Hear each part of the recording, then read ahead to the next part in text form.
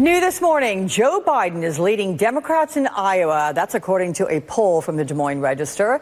Biden comes in at 27% there, despite no decision on whether or not he's running yet. Bernie Sanders close behind with 25%. You have Elizabeth Warren coming in third with just 9%. Let's bring in Republican strategist Brian Darling, founder and president of Liberty Government Affairs, and Democratic strategist Bishop Garrison, interim executive director of the Truman Project. Hi, guys. Good to see you on a Sunday morning. Good to see you. So, Bishop, you first. What do you make of the fact that Joe Biden is leading in Iowa? He is not even announced yet. Good morning, Alex. I think it's fantastic for the potential Biden campaign. But let's be honest here. We're talking about a poll that was only of about 401 potential Democratic voters in March of 2019. The Iowa caucuses aren't until February 3rd of next year. There's a lot of time right now between now and then to see some changes. And again, we're talking only 400 voters. Iowa has a great breadth and depth of individuals that are really excited about the Democratic Party, but it is not as diverse as we would like to see in these types of times right now. So I think we don't want to put too much stock into this early, but it is a good indication for the vice president. Are you thinking basically it's a thing of name identity recognition? Is that what it is, Bishop? I think so. I mean, at the end of the day, you have the two that led the way were Bernie Sanders and Joe Biden. Everyone knows who they are. They've had a very long lead time to get to know voters. I think you're going to see a lot more opportunity for the Kamala Harris's, for the Elizabeth Warrens, for the Secretary Castros of the world to come forth and really show the American people generally what they're all about. Brian, to you now, there's a new article in the New York Times. It is titled Bernie Sanders-style politics are defining 2020 race, unnerving moderates.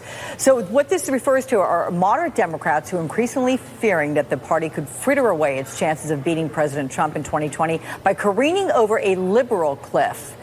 Do you think that's what Republicans are counting on? I mean, is it possible that Republicans are underestimating the popular appeal of more liberal Democrats in 2020?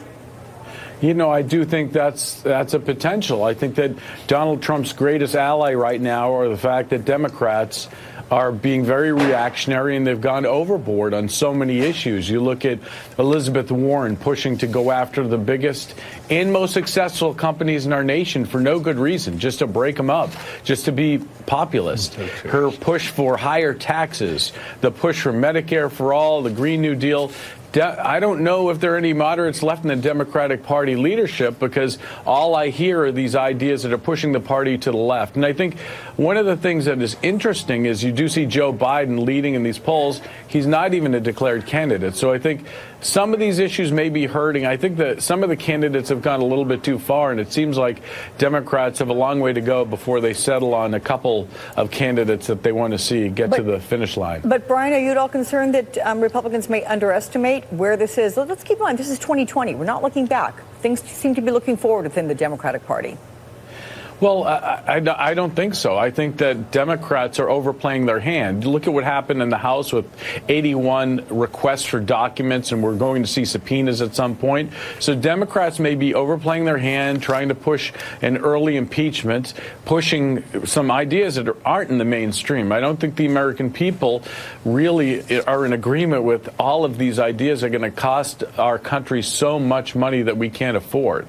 Listen, I got to say, of those surveyed, I just want to say, yes, you make a point that it's, 400 and change in terms of those that were surveyed, but 90% of them supported the Green New Deal, 84% backing Medicare for all, 81% in favor of a candidate who would tax individuals with more than $5 million in wealth. So that's true. But I bet you also, if you poll breaking up Amazon and Facebook, I think that poll's probably pretty high, too. But the problem is, when you look at the long-term results, it's destructive. I think the American people think the Green New Deal is a good idea right up until they see that how much it's going to cost them, because it isn't free. Socialism is not free. We pay for it in the back end. But Brian, I mean, we have to even look at what the actual policies and the processes of something like the Green New Deal are going to be. We haven't had that discussion yet. What the American people are hungry for is change. They want someone to actually bring up climate change as an issue that the country addresses. That's the bigger piece here I think we need to take away. Yeah, climate change is huge. As a matter of fact, it got the second highest rating there, 81% 20% that were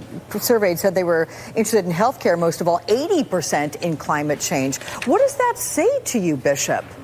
Well, I think that the right are trying to peg a lot of these ideas as being socialist or being so dramatic that the American people aren't going to want anything to do with it. But continuously, we're seeing them poll very high. We're seeing that Americans do want us to do something about health care. They want to find a path to Medicare for all. They want to find a path to renewable energies, to clean energies. They're fighting to find these types of answers. They're very interested. To simply say that it's going to cost too much doesn't make sense.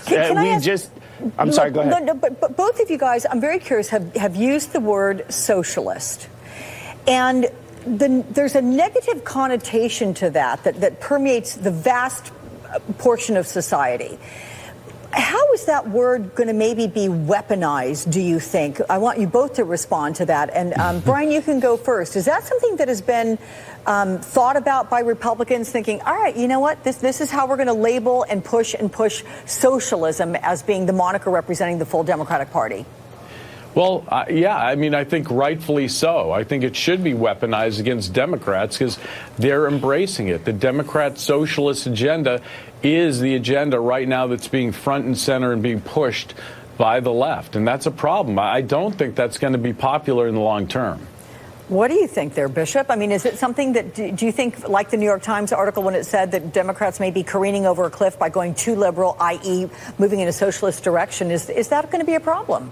I don't think this is going to be a problem at all. Look, we just took the House back in this last election, and we did so with the help of a lot of centralist Democrats in red districts. Like, we wouldn't have been able to make the moves and take the gavel back the way we did if we didn't have individuals that were looking for smart policies that affect all Americans, that are central to what Americans really care about. I think trying to peg a lot of this, or trying to use the connotation that we're somehow socialist because we believe in some of these stronger policies that affect all people, it's absolutely ridiculous. Do you take, Bishop, anything, as I'm looking at the poll numbers, breaking it down in terms of detail, top two people in the poll, Joe Biden, he gets a 70% as being about right for where he stands in terms of views, whether they're too liberal, about right, or conservative. Bernie Sanders gets a 48% in terms of his views being about right, and he is to the left of Joe Biden. So does it concern you? Yeah, it doesn't concern me. When I look at it, we look at the vice president. He's had a tremendous track record over the entirety of the Obama administration for leading with his heart, for doing everything he could to be supportive of President Obama, and very strong policies, again, that support and affect all Americans. I think Senator Sanders has a lot of room to make up there in terms of what he actually stands for and some of the different policies he's trying to push, and additionally what his outreach looks like to people of color and to women. What is it that he's actually going to do for these communities that are going to ultimately support them and help to continue to lift them up and ensure that they have prosperity as well? Can I ask you, Bishop, look quickly at a headline from The Hill which says Warren struggles to gain traction amid Sanders' surge. Is there room for Elizabeth Warren to recover, or is Sanders going to crowd her out? Oh, I think she's a tremendous talent. I actually do think there's room for her to improve and really resonate with the American people. It's a question of how they're going to go about that with their strategy, and I'm really excited to see what her team does. What about this She headline? resonates with me. I would love to see her to get the nomination. I bet she resonates with you, Brian. Quickly comment, Brian, on Politico's article titled "Advisors Urge Trump to Defer 2020 Rallies," saying that Trump's Republican allies and campaign officials believe an early re-election strategy built around his role as chief executive in dignified settings, and it goes on to say will carry more weight. What are your thoughts on that? Real quickly, you got about 10 seconds to answer that one. I don't think he's going to listen to his advisors. I guarantee we're going to see him out on the campaign trail more, probably because they're telling him not to do it. He does seem to have a lot of fun on the campaign trail, that's for sure. All right, good to see you both, Bishop and Brian. Thank you so much. We'll see you next Sunday. Thank you so much.